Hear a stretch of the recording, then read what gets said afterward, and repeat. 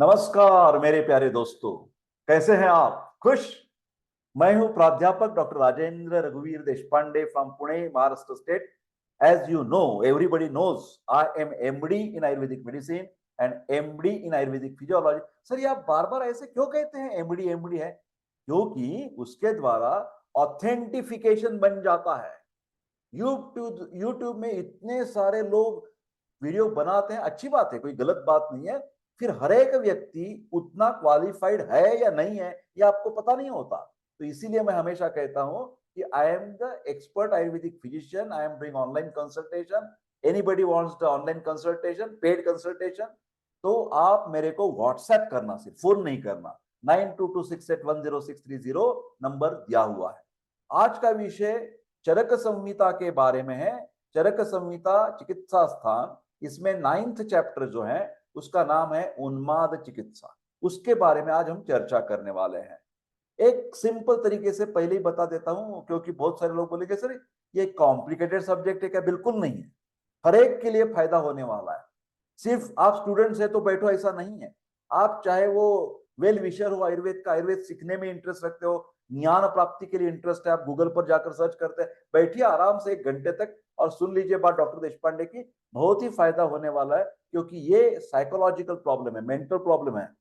तो अभी तो बोलेंगे हर एक व्यक्ति को मेंटल प्रॉब्लम है. भैया, तुम्हें है, मेरे को भी है. हर एक को स्ट्रेस है, हर एक को चिंता है. हर एक को किसी ना किसी डर होता है. तो ये चिंता है, डर है, भय है, स्ट्रेस है, ये मेंटल स्ट्रेस है ना, ये हर एक व्यक्ति को है. ध्यान से सुनिए. फिलहाल ये जो है ना उन्माद वाली, वो हिस्टेरिया बोलते हैं. मतलब टिपिकल जैसे बोलते हैं ना कि उसका दिमाग अभी काम से गया है, उसका जो माइंड है ना वो अभी कंट्रोल में नहीं है, उसी के तरह की ये बीमारियां हिस्टेरिया नाम से वो जानी जाती है पुराने जमाने में. उसको अभी नाम मॉडर्न साइंस ने भी बदल चुका है. उसको एक्यूट कन्वर्जन रिएक्शन बोलते हैं. आप लिख सकते हैं ACR, एक्यूट कन्वर्जन रिएक्शन उसको बोलते हैं. हाँ, ठीक है. तो उसके बारे में आज चर्चा करेंगे. एक साइकोलॉजिकल बीमारी है. अभी मन के बारे में 2 प्रकार के बातें आप ध्यान से सुनिए. हमारी जीवन व्यापार में बहुत सारे जो हमारे आसपास के लोग होते हैं, हर एक को कुछ ना कुछ तो मेंटली प्रॉब्लम रहती है. फिर उसमें एक न्यूरोसिस और एक साइकोसिस नाम का प्रकार होता है. ध्यान से सुनिए मैं क्या कह रहा हूं. तो न्यूरोसिस जो है वो थोड़ा सा सॉफ्ट है, और साइकोसिस जो है वो सीरियस प्रॉब्लम है. न्यूरोसिस का मतलब हमारी जो चिंता रहती है ना, कि मेरे को किसी को आसपास में कुछ बीमारी हो गई तो मेरे को लगता है कि मेरे को भी वो हार्ट अटैक आने वाला है, किसी को पैरालिसिस, सीनियर सिटीजन की बात हो सकती है, तो उसको न्यूरोसिस कहते हैं. कार्डियक न्यूरोसिस और कुछ न्यूरोसिस. तो एंजाइटी, टेंशन, ये न्यूरोसिस की बात एक कल्पना के लिए मैं आपको बता देता हूं. ये बिनाइन जैसे हैं. कैंसर में हम कहते हैं ना कि बिनाइन और मैलिग्नेंट. तो बिनाइन इतना सीरियस नहीं होता है. वो कैंसर बिनाइन है, मतलब उसमें कुछ फेटल प्रॉब्लम नहीं है, वो मर जाने वाला नहीं है. और मैलिग्नेंट जो होता है वो सीरियस होता है. उसी तरह मन के बात जब हम करते हैं, कृपा करके लिख दीजिए जो हमारी वीडियो के द्वारा नोट्स निकालते हैं ना, तो न्यूरोसिस और साइकोसिस. तो न्यूरोसिस एक सौम्य तरीके का मानसिक बीमारी या तकलीफ है, और साइकोसिस का मतलब वो सीरियस हो गया. न्यूरोसिस में क्या करते हैं हम किसी साइकोलॉजिस्ट के पास भेजते हैं, साइकोलॉजिस्ट. और जो सीरियस बात है, साइकोसिस होता है, उसको हम साइकियाट्रिस्ट के पास भेजते हैं. दोनों में फर्क है. एमडी साइकोलॉजी हो सकता है, एमएससी साइकोलॉजी हो सकता है, और साइकियाट्रिक एक जो डॉक्टर की खासियत होती है वो एमडी साइकियाट्री करके, मतलब बहुत उच्च शिक्षित डॉक्टर होता है. तो हमें डिसाइड करना पड़ता है कि किस पेशेंट को किसके साथ रेफर करना है. ठीक है. तो उन्माद एक प्रकार की सीरियस ही गड़बड़ी है. सीरियस का मतलब उसके पेशेंट मरने वाला नहीं है, घबराइए मत. फिर उसका जो तकलीफ उस पेशेंट को होती है और उसके रिश्तेदार को जो तकलीफ होती है वो थोड़ी सी ज्यादा होती है. ठीक है. तो पहली बात आप समझ गए कि उन्माद आयुर्वेद ने जो कहा है वो मॉडर्न के हिस्टेरिया से मिलता जुलता है. और दूसरी बात आप समझ गए कि आज हम मन की बात करने वाले हैं. हाँ, एक हमारे माननीय पंतप्रधान साहब हमेशा करते हैं रविवार को, है ना, मन की बात. तो ये उन्माद बीमारी, मैं किसी पक्ष की बात नहीं कह रहा हूं, हम निष्पक्ष हैं. फिलहाल हम बात कर रहे हैं कि उन्माद की बात है तो ब्रेन की बात है. और ब्रेन में भी माइंड की बात है, MIND, माइंड। हाँ, this is a psychological problem. Ayurveda का पहले कंसेप्ट जान लेते हैं, वीडियो आखिर तक देखें। सिर्फ मैं चरक संहिता की बात नहीं प्रस्तुत करने वाला, मैं हमारे प्रैक्टिस में जो हम कल्प इस्तेमाल करते हैं, प्रैक्टिस में जो हम बातें सोचते हैं मन में, उस सब के बारे में मैं आखिर में चर्चा करने वाला हूं। तो आप बोलेंगे सर ये चरक बहुत पुराना होता है।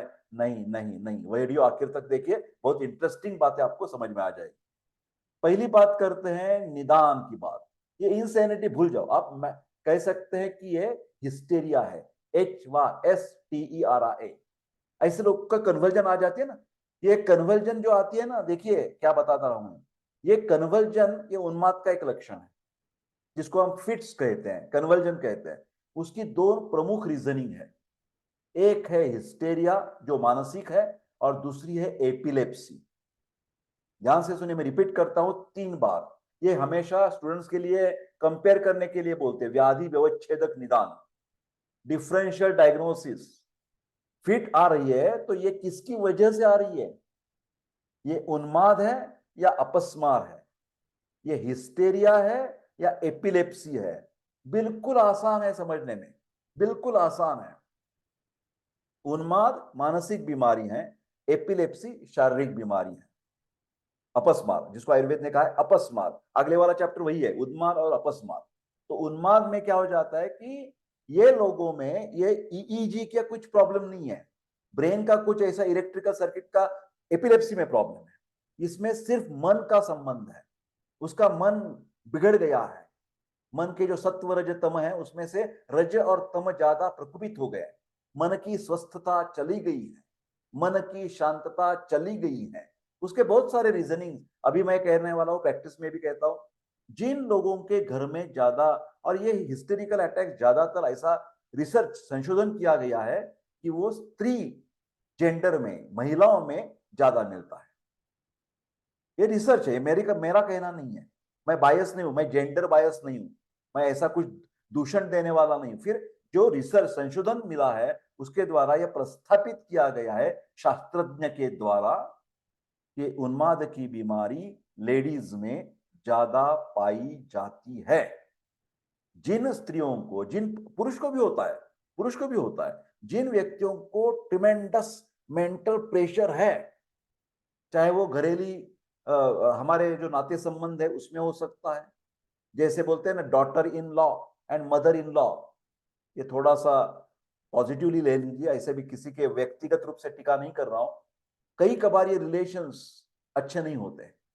हाँ? हमारी फैमिली के रिलेशंस के प्रॉब्लम हो सकते हैं, सोसाइटी के रिलेशंस के प्रॉब्लम हो सकते हैं, जहां हम काम करते हैं, नौकरी धंधा करते हैं, व्यापार करते हैं, पार्टनर होता है हमारा, कॉलेज ऑफिस में गए तो बॉस होता है।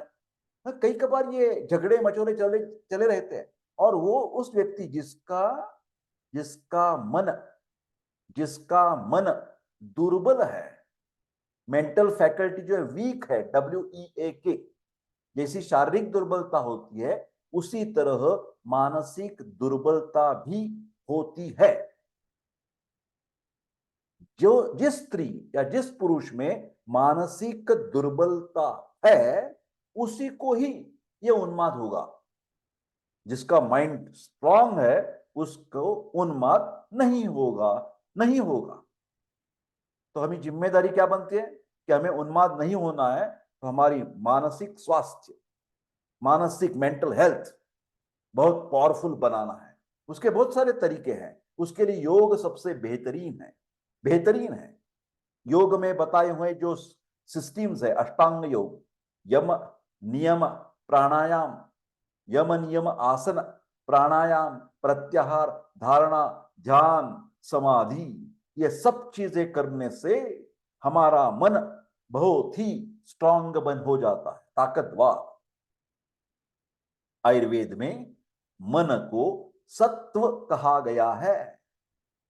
और जब हम हर एक हमारी शरीर फिजिकल बॉडी जो है ना, उसमें 7 धातु हैं, रस रक्त मांस मेद अस्थि मज्जा शुक्र, और हर एक धातु की हम परीक्षण कर सकते हैं और निर्णय ले सकते हैं कि कौन सा धातु कितना बलवान है, कितना स्ट्रांग है, हम परीक्षण कर सकते हैं। उसको बोलते हैं धातु सारता परीक्षण। उसी तरह हम आपके मन का भी परीक्षण कर सकते हैं। आपको ये जांच करवानी है तो तुरंत व्हाट्सएप कर दीजिए, पेड कंसल्टेशन है 9226810630 पर। हम बिल्कुल आपकी प्रकृति निकाल सकते हैं, आपकी धातु सारता निकाल सकते हैं, मन का संतुलन देख सकते हैं। हम आपको पंचकर्म कर सकते हैं, मसाजेस कर सकते हैं, शिरोधारा, ये मानसिक के लिए शिरोधारा तो बहुत बढ़िया है। किसी को भी लगता है कि नहीं देशपांडे सर के पुणे हॉस्पिटल में जाएंगे, मेरा मतलब हमारी सिस्टम का हॉस्पिटल, ऐसा नहीं कहना कि सिर्फ ये देशपांडे उसके मालक है, ऐसा नहीं। एफिलिएटेड बोल सकते हैं, आयुर्वेद एकेडमी से जुड़े हुए जो हॉस्पिटल्स हैं उसमें मेरे द्वारा आप एडमिट होकर सबके सब चीजें मेरे मार्गदर्शन के द्वारा आपको मिल सकता है। सिरोधारा हम करवाएंगे आपके लिए, प्रॉब्लम के लिए, मेंटल प्रॉब्लम के लिए, शायद आपको नींद नहीं आ रही है, नस से करवाएंगे, पूरा अच्छी तरह से मसाज करवाएंगे। एक व्यक्ति से मसाज, दो व्यक्ति से भी मसाज होता है, सिंक्रोन मसाज। ये सब बात सर, ये प्रोपोगंडा नहीं भैया, उन्माद की बात कर। ये सब चीजें करने से उन्माद और अपस्मार, इन जो न्यूरोलॉजिकल प्रॉब्लम्स है उसमें बहुत राहत मिलती है, बहुत राहत मिलती है। 100% आराम मिलता है, सुकून मिलता है। ठीक है, तो थोड़ा थोड़ी प्रस्तावना बहुत सारी होगी। अभी देखते हैं कि आयुर्वेद ने इसके कारण क्या क्या बताए हैं। कर्सर देखिए, मेरा कर्सर, इसको कर्सर बोलते हैं। विरुद्ध, दुष्ट, अशुचि भोजनानी।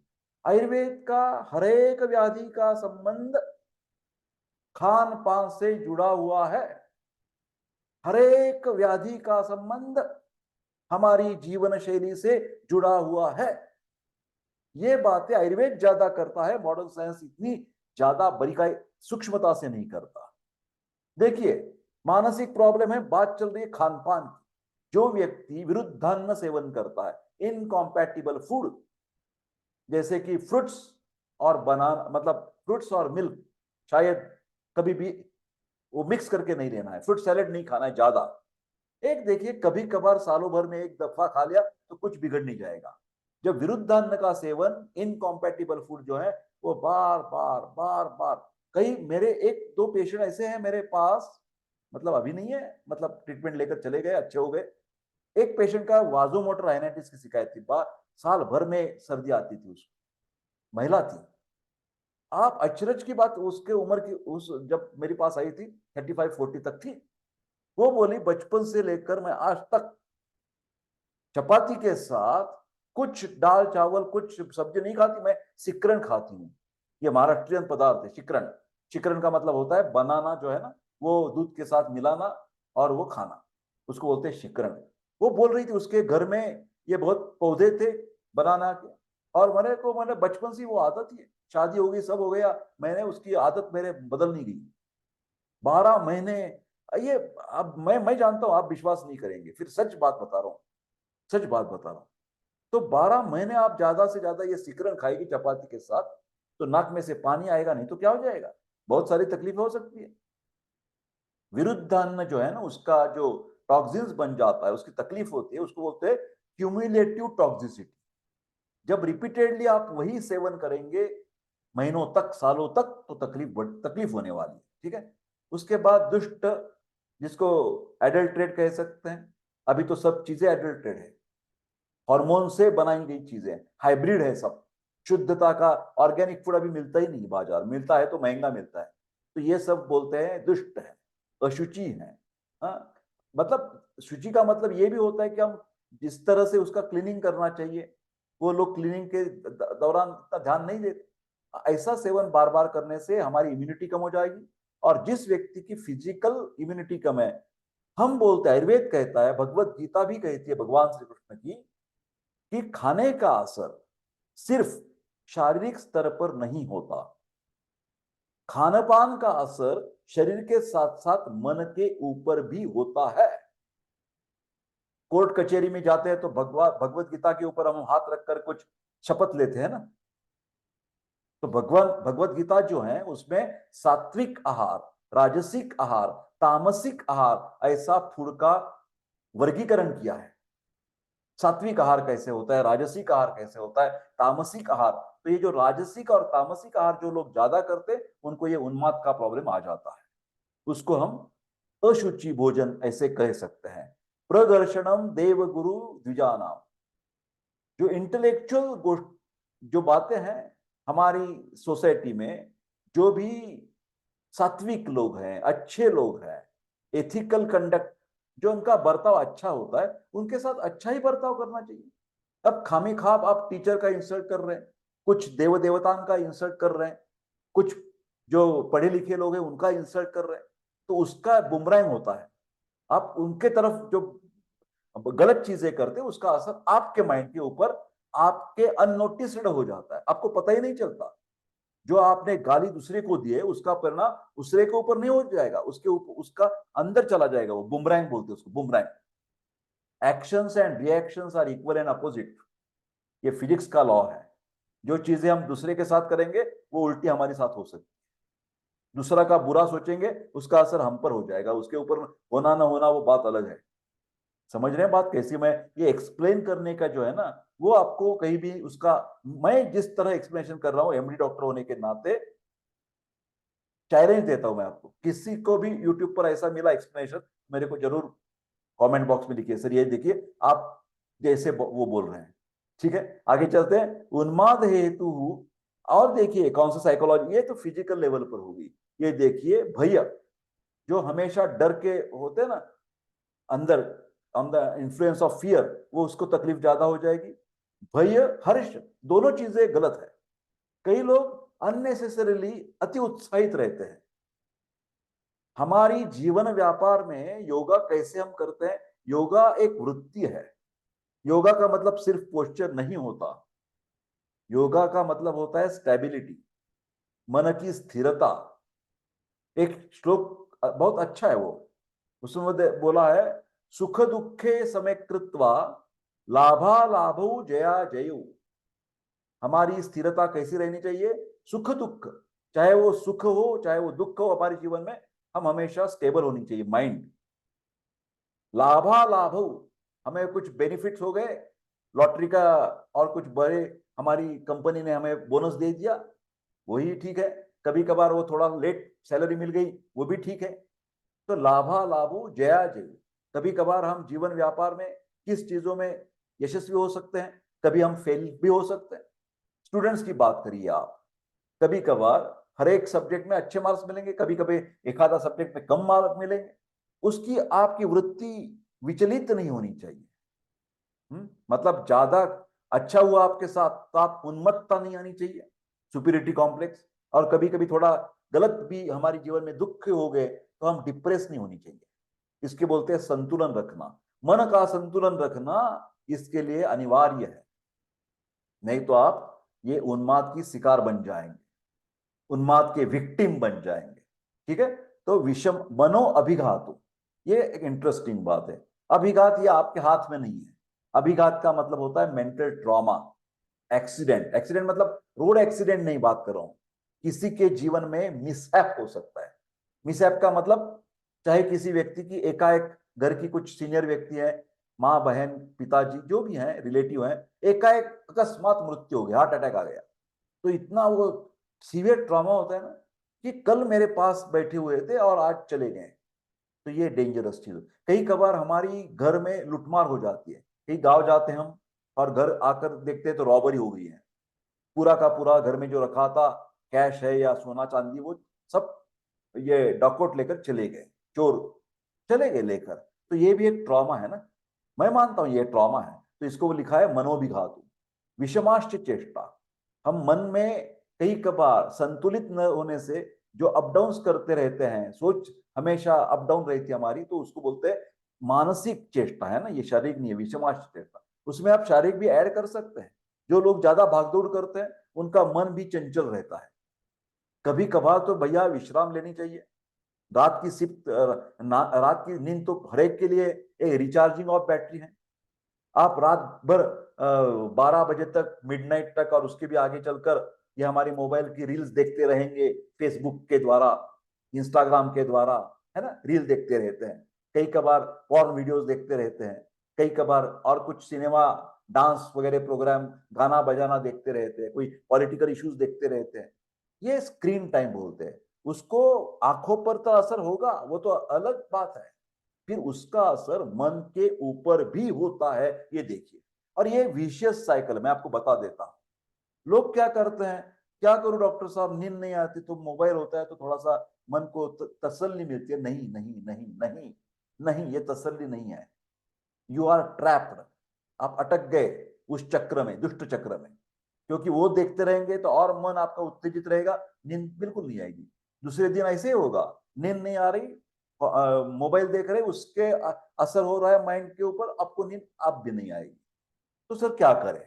उसके लिए मन को शांत रखने के लिए कुछ उपाय होते हैं, म्यूजिक थेरेपी हम बताते हैं लोगों को।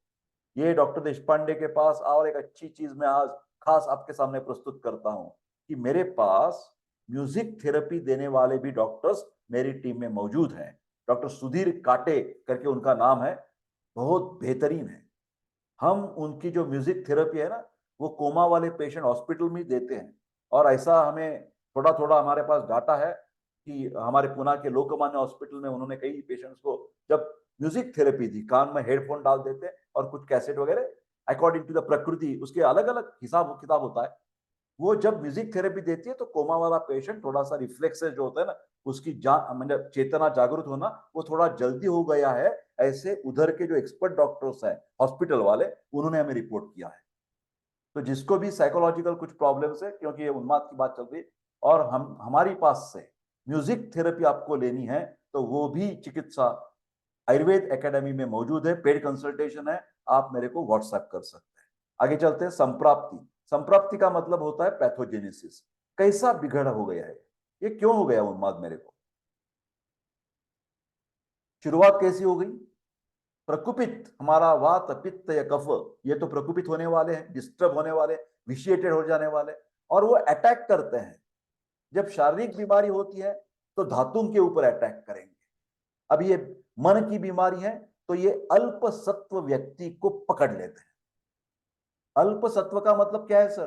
कि जिसका मेंटल, मानसिक जो है ना ताकत, वो इतनी अच्छी नहीं है, हिलजल हलचल हो जाती है, हिलबुल बोल जाते हैं, डिस्टर्ब हो जाते हैं, कई कबार इधर उधर थोड़ा जीवन व्यापार में गड़बड़ी हो गई तो तुरंत उनको डिप्रेशन आ जाता है, तुरंत टेंशन आ जाता है, सब तुरंत। कई कबार डिस्प्यूट्स हो गए फैमिली में, पार्टनर्स में डिस्प्यूट हो गए, बच्चे के साथ डिस्प्यूट हो गए, इतने क्रोध आ जाता है ना कि पूछो मत, पूछो मत, इतना संताप हो जाता है, क्रोध। ये असंतुलन है, ये असंतुलन है। तो ये अल्पसत्व व्यक्ति बन गई, ठीक है। स्थान संश्रय एट हृदय, यहां पर एक बहुत इंपॉर्टेंट चीज है, हमेशा के लिए याद रखिए। ये उन्माद में जो हृदय शब्द आया है, वो हमारा सीने में जो कार्डियोवैस्कुलर सिस्टम है, वो हृदय नहीं है। आयुर्वेद में हृदय शब्द दो मामले में इस्तेमाल किया है, as per the reference, as आसपास का जो संदर्भ है उसी के द्वारा हम उसका अर्थ निकालना चाहिए।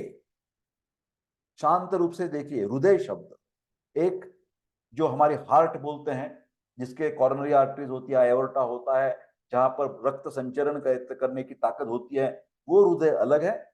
और हृदय शब्द इस ब्रेन के लिए भी, मस्तिष्क के लिए भी हृदय शब्द का ही इस्तेमाल आयुर्वेद ने कई कबार, सभी जगह पर नहीं, कई कबार किया हुआ है। ओके, तो देखिए ये पर किधर स्थान संशय, मतलब अटैक कहां पर हो गया? हमारे मस्तिष्क, माइंड के ऊपर हो गया।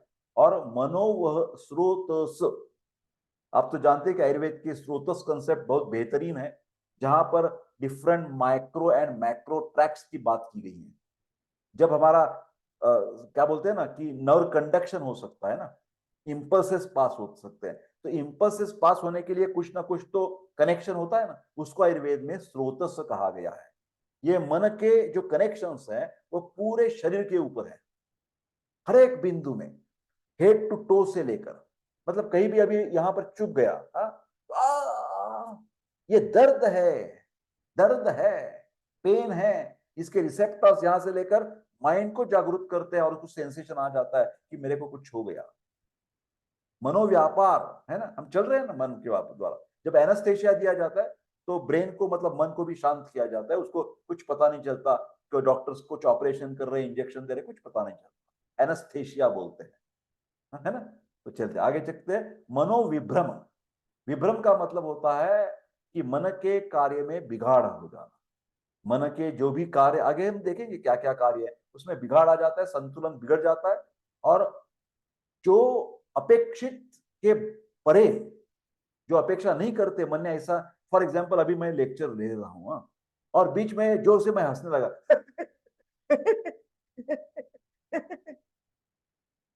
डॉक्टर साहब क्या हो गया आपको? वही मैं आपको उन्माद की बात कर रहा हूं, उन्माद की बात कर रहा हूं एक्शन के द्वारा। डॉक्टर देशपांडे सर का यहाँ पर क्या है कि जो अच्छी तरह से पढ़ाने का स्टाइल होता है वैसा होना चाहिए, और एकाएक आपने देखा कि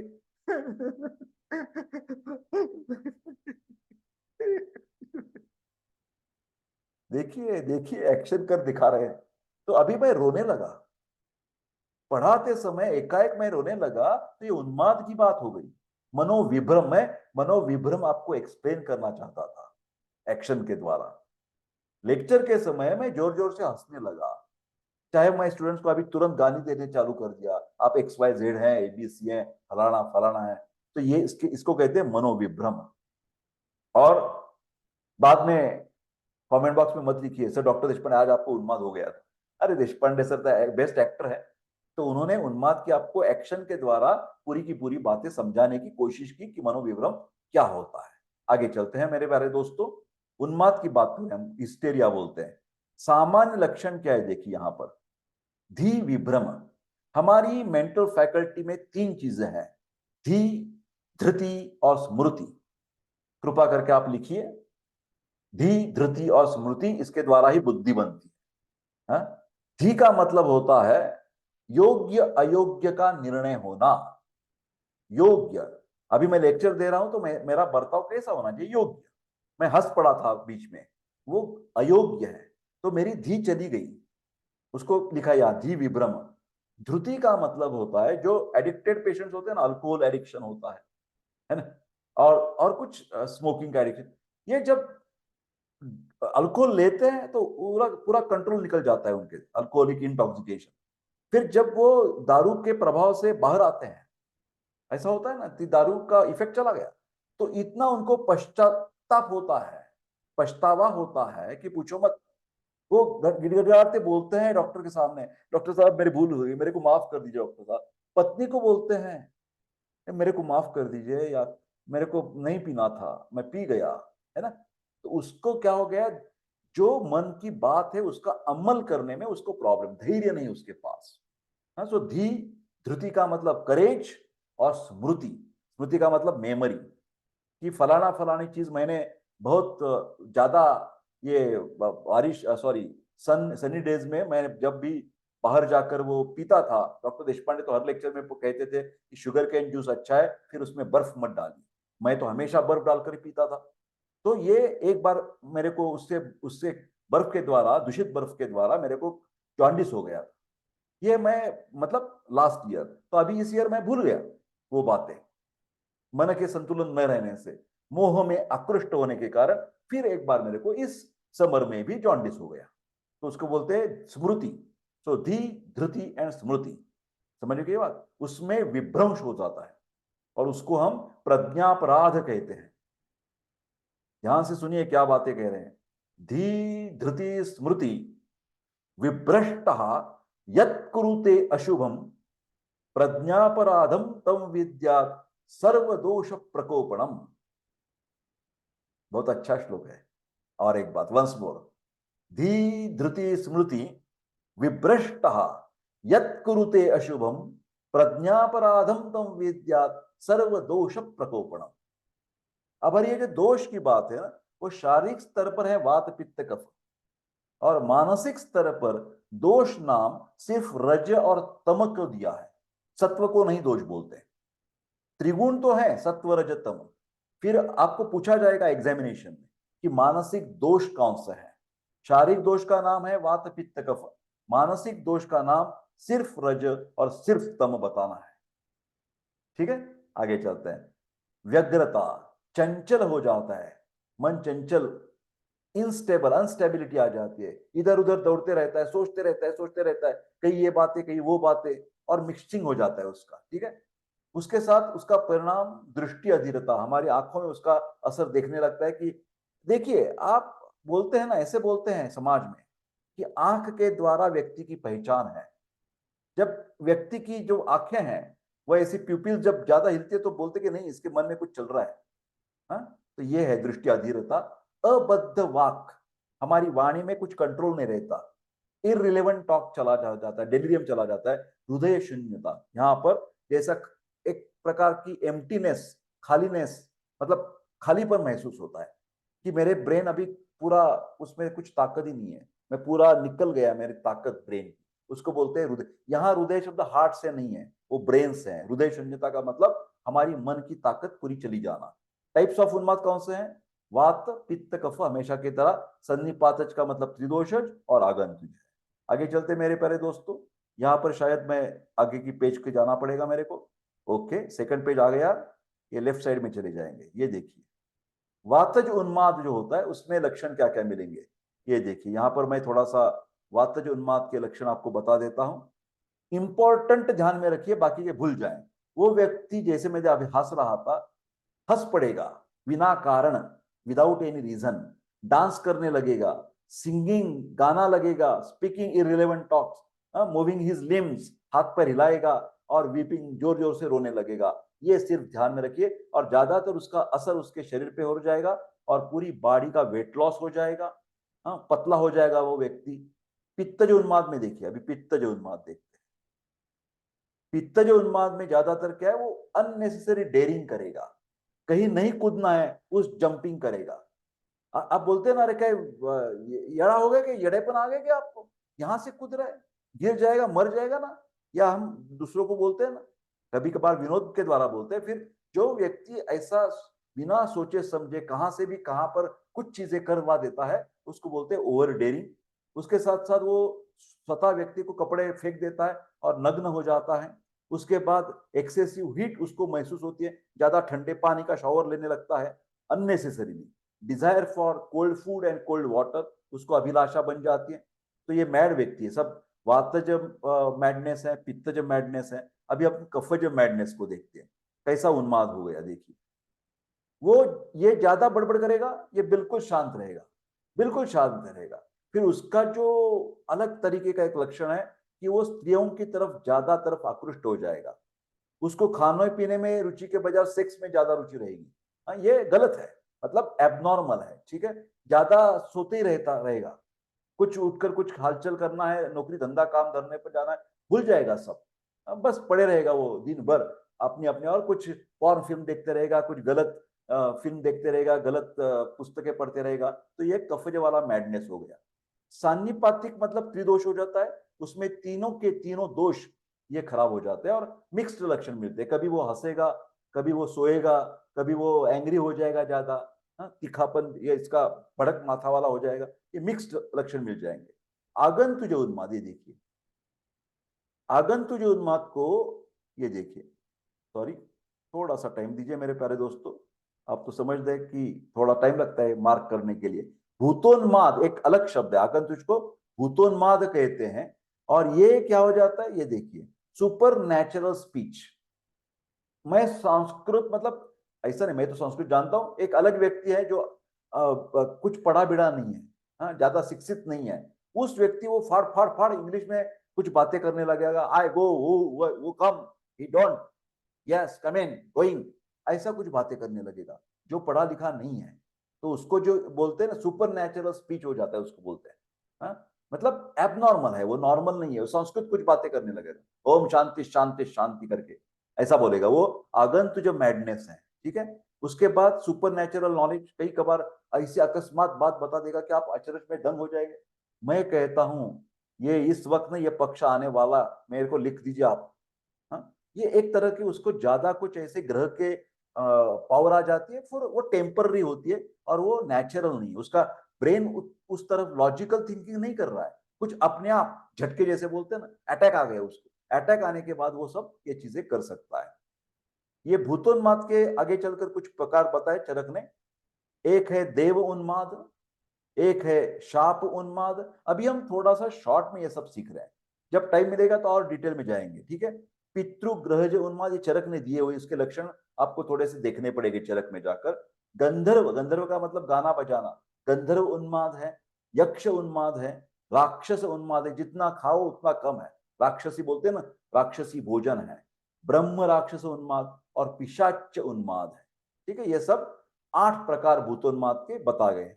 अभी हम पेज थोड़ा सा राइट साइड को शिफ्ट करना पड़ेगा, ठीक है। आगे चलते हैं। देखिए, मैं जानता हूं कि ये थोड़ा सा, फिर एक बेसिक अंडरस्टैंडिंग तो आपको, ये देखिए, सॉरी यहां पर हो गए, एक एक करके हम चिकित्सा बताएंगे। ये नेचुरली दोष के हिसाब से है। वातज के गुण तो आप जानते हैं, तत्र वृक्षो लघुशीतः खर सूक्ष्मश्चलो नीलः। तो उसके अपोजिट सामान्य विशेष सिद्धांत, ये याद करना।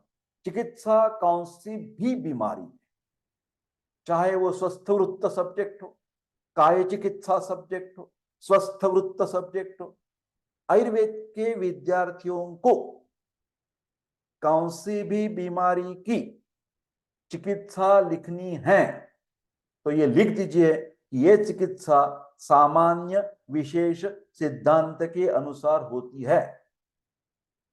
लिख दीजिए आप, सामान्य विशेष सिद्धांत, मतलब समान पदार्थों के द्वारा गुण बढ़ जाते हैं और विशेष मतलब विरुद्ध पदार्थों के द्वारा वो प्रॉपर्टी कम हो जाती है। अभी हमें वात जो उन्माद में वात को कम करना है, तो वात को कम करने के लिए ऑयल, स्निग्ध पदार्थ, घृत, घृत है ना, घृत, घृत, ghee is the best medicine for brain, ghee is the best medicine for mind.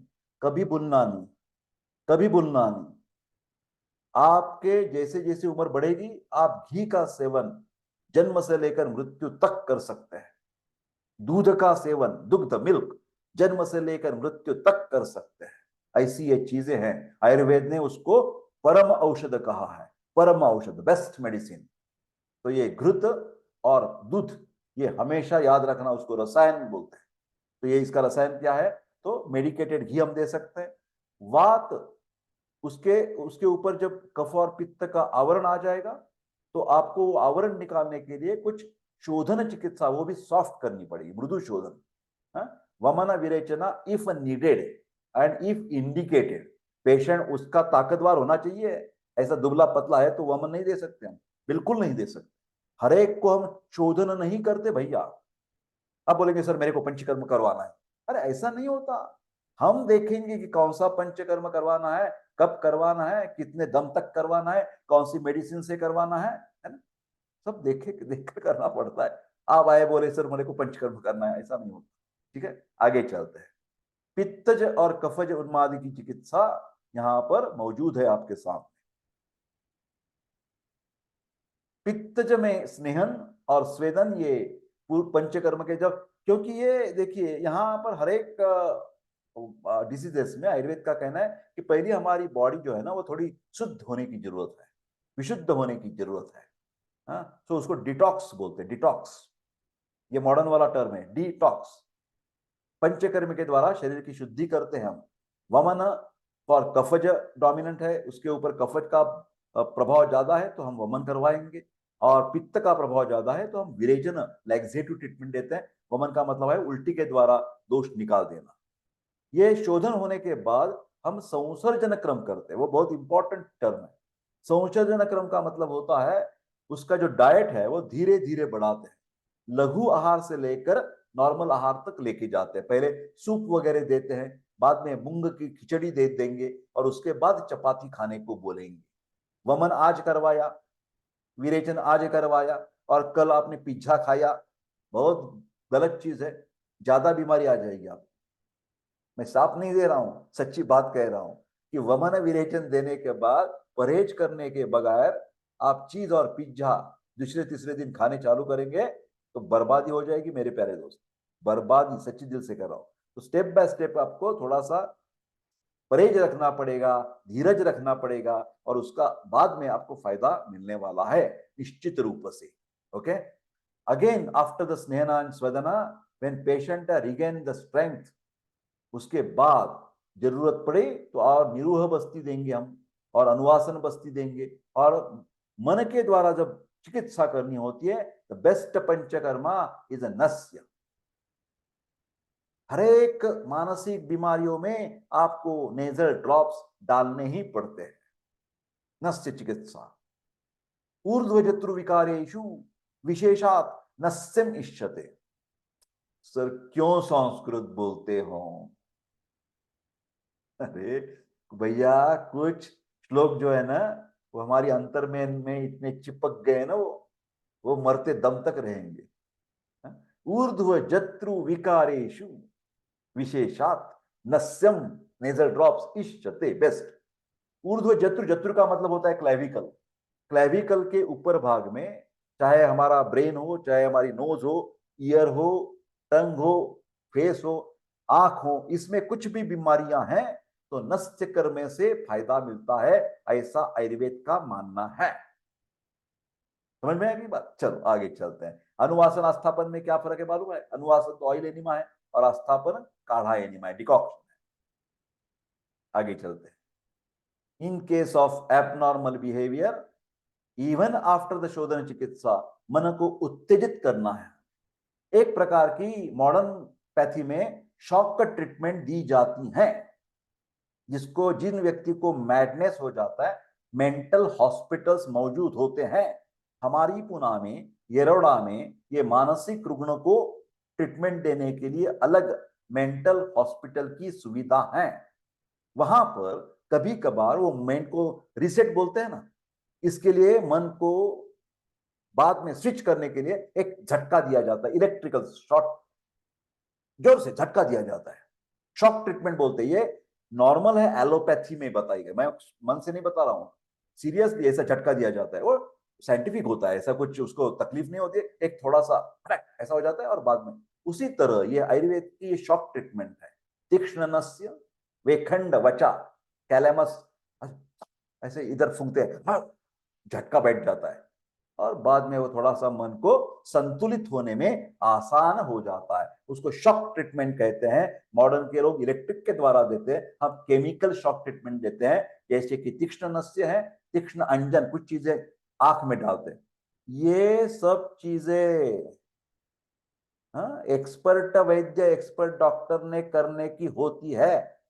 ये देखकर किसी ने घर पर किया ना तो आपकी जिम्मेदारी है, मेरी जिम्मेदारी नहीं है। डिस्क्लेमर बता देता हूं कि कौन सी भी बीमारी में यथावश्यक यथाकाल वैद्यकीय सलाह लेने की जरूरत होती है।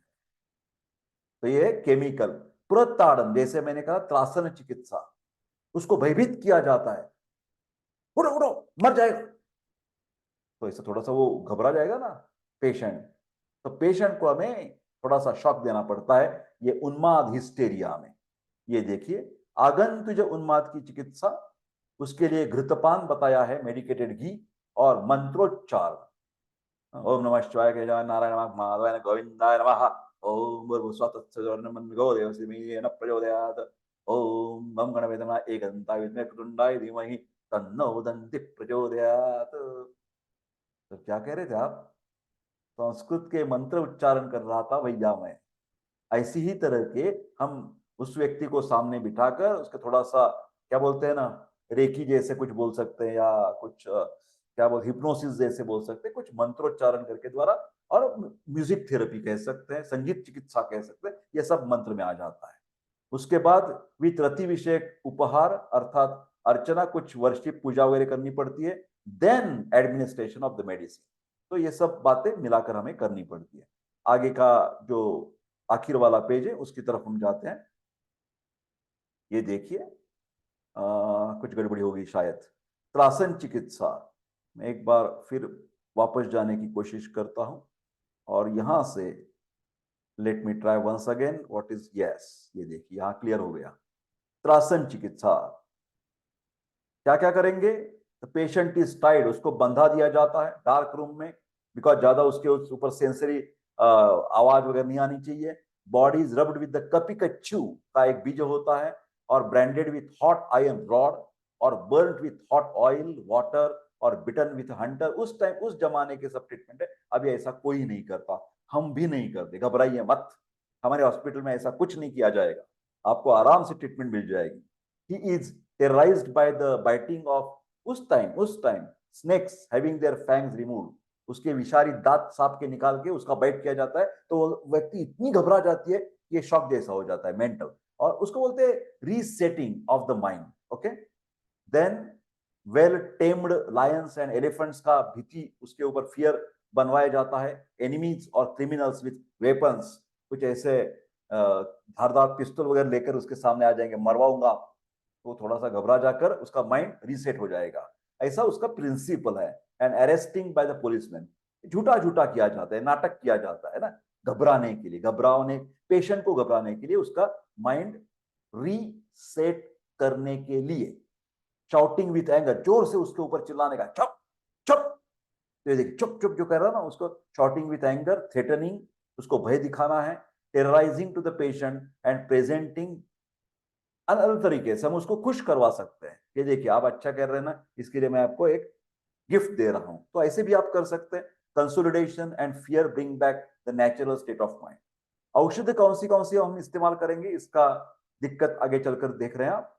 औषध योग क्या क्या देखिए, हर एक प्रकार के मेडिकेटेड घी हैं, जैसे कि हिंगू आदि घृत, हिंगू का मतलब ऐसा फिटीडा, कल्याणक घृत, महाकल्याणक घृत, ये बहुत फेमस है, आपको पूछा जाएगा, उसकी रेसिपी पूछी जाएगी, कंटेंट पूछा जाएगा, आपको खुद को देखना पड़ेगा। यहां पर भी मैंने कुछ लिखा है, महापैशाचिक घृत ये नहीं मिलता बाजार में अभी, लशुनाद्य घृत नहीं मिलता, पुराण घृत भी नहीं मिलता, अपामार्गद आदि अंजन, सिद्धार्थकादि अगद, ये सब मेडिसिन के नाम है। विगत उन्माद के लक्षण, जब ये उन्माद बीमारी ठीक ठाक हो जाएगी, उसका भी चरक ने बताया कि कैसे उसके लक्षण क्या होते हैं। देखिए, प्रसाद च इंद्रियार्था नाम, हमारी इंद्रिय जो है, सेंसरी एंड मोटर ऑर्गन्स, वो अच्छी तरह से काम करने लगेंगे, बुद्धि साथ में हो जाएगी, आत्म मनसाम तथा धातुना प्रकृतिस्थत्वम, सब अपने अपने शारीरिक और मानसिक जो घटक है वो अपने अपने नॉर्मल हो जाएंगे, तो उसको बोलते हैं विगत उन्माद लक्षण। ये ओरल में आपको यह शब्द पूछा जाएगा कि विगत उन्माद के लक्षण लिखिए, ऐसे क्यों। विगत उन्माद का मतलब होता है जब उन्माद ठीक ठाक हो गया, क्योर हो गया, तो उसके क्या लक्षण पेशेंट में मिलेंगे। ठीक है, ये देखिए थोड़ा सा लास्ट वाला पॉइंट, एक 5 मिनट तक आपको रुकना पड़ेगा। ये देखिए पुराण घृत, ये सब एक एक करके पढ़ेंगे। पुराण घृत इज बेस्ट फॉर बोथ उन्माद एंड अपस्मार। 1 ईयर ओल्ड को पुराण घृत बोलते हैं, 10 साल पुराना है तो उसको पुराण घृत बोलते हैं, और 100 ईयर का ओल्ड है तो उसको बोलते हैं शत वर्ष पुराण घृत। This is the best according to Ayurveda.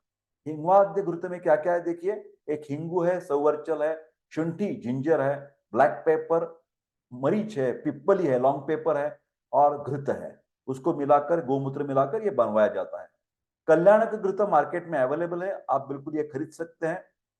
इसमें क्या क्या घटक द्रव्य है देखिए, 28 मेडिसिन है, क्या क्या है, हरितकी ज्यादा फेमस जो है, ये त्रिफला देखिए, हरितकी, बीमरी का, आमल की है। उसके बाद तगर एक बहुत इंपॉर्टेंट है, जिसको स्वप्न ज्यादा पड़ते हैं, ड्रीम्स, उसके लिए तगर हम हमेशा वनस्पति का चूर्ण देते हैं उसको। हरिद्रा, दारू हरिद्रा, ये पूरे शरीर के लिए एंटीसेप्टिक जैसी काम करेगी। अनंत मूल, हमारी जो इन्फ्लेमेटरी चेंजेस होते हैं शरीर में, सारिवा बोलते हैं, वो ठंडा ठंडा कुलकुल है सारिवा, अनंत मूल, ये कमल है, लोटस है। उसके बाद दंती है, जो हमारी लैक्सेटिव जैसी प्रॉपर्टी काम करेगी, शरीर के विष पदार्थ बाहर निकाल देगी।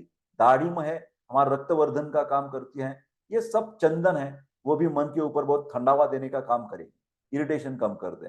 कल्याण के घृत कहां पर इस्तेमाल करते हैं, न कि सिर्फ उन्माद अपस्मार, फिलहाल हम विषम ज्वर में भी देते हैं, मलेरिया में, कास सांस की बीमारी है, कफ एंड ब्रेथलेसनेस, ट्यूबरकुलोसिस में इस्तेमाल करते हैं, और पांडु में भी इस्तेमाल, एनीमिक पेशेंट में भी हम कल्याण का घृत दे सकते हैं, एनीमिया में। उसके बाद होता है गार्लिक, गार्लिक का मतलब होता है लहसुन।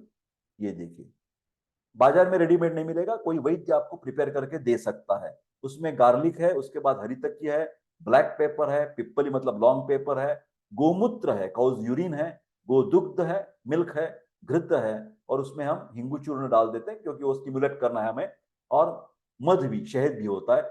ये किसके लिए इस्तेमाल करते हैं, घृतपान मतलब अंदर लेने के लिए, कभी कभार इसके द्वारा नस्य भी हम करवाते हैं, और कभी कभार अभ्यंग के तेल में उसको मिला दिया जाता है।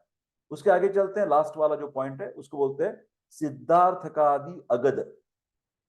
गद का मतलब बीमारी, और बीमारी ठीक करने का जो दवा है उसको बोलते हैं अगद। हाँ, उसमें क्या क्या है? सिद्धार्थ का मतलब होता है सरसप, हाँ, जिसको हम क्या बोलेंगे, सरसों बोलते हैं ना, सरसों, सरसों का तेल जो होता है ना, उससे बनाया गया है मेडिसिन है। वचा मतलब कैलेमस, हिंगू ऐसा फिटिडा, उसके बाद मंजिष्ठा है, त्रिफला, त्रिकटु तो आप जानते हैं। ये सब अजामूत्र में मिक्स करके उसको हम पेट में ले सकते हैं, कई कबार आंख में डाल सकते हैं वैद्य के द्वारा, कभी कभार लेप और उद्वर्तन के लिए भी इसका इस्तेमाल किया जाता है। सब देखिए इंडिकेशन लिखे हैं, उन्माद, हिस्टेरिया, अपस्मार, एपिलेप्सी, विषय का मतलब पॉइजनस कुछ चीजें या इन्फेक्शंस, ज्वर का मतलब फीवर, और अलक्ष्मी जिसको ये सब बीमारियों के कारण काम धंधा उन्होंने छोड़ दिया है, उनकी बीमारी ठीक होने के बाद वो काम धंधे पर जाकर अपना अपना पैसा कमाते हैं, इसके लिए उसको अलक्ष्मी बना बोला है। ऐसा नहीं कि मेडिसिन लेंगे और आपके ऊपर कुछ बैंक एक क्या कोई ऑर्गेनाइजेशन आपको पैसे भेज देगी आपके घर पे, ऐसा नहीं है। अलक्ष्मी का मतलब होता है जब ये मेडिसिन लेंगे तो आपकी बीमारी ठीक ठाक हो जाएगी, आपका काम धंधा चालू हो जाएगा और आपको पैसे सुव्यवस्थित मिलने चालू हो जाएंगे, उसको अलक्ष्मी, लक्ष्मी का मतलब वेल्थ, वेल्थ मिलने चालू हो जाएगा आपको। ठीक है, तो मेरे प्यारे दोस्तों, टाइम के हिसाब से मैंने जो भी चीजें ज्यादातर आपको एक्सप्लेन करनी थी वो कर दिया है। कुछ चीजें बच्चे होंगी तो अगले वीडियो में वो करते रहेंगे। मिलते हैं अगले वीडियो में, तब तक स्वस्थ रहे और खुश रहे। Thank you very much and take care, but don't forget to subscribe my YouTube channel and push my energy. Thank you. All the best.